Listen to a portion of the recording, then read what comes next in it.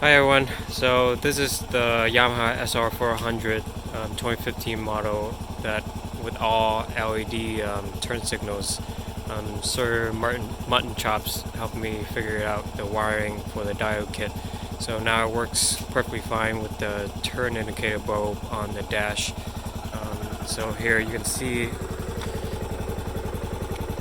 so this is the left, this is the right, and you can see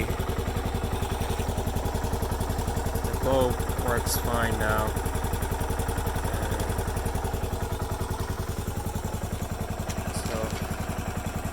And you see the back is blinking.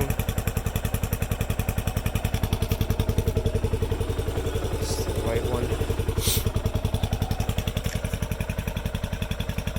They're pretty bright. So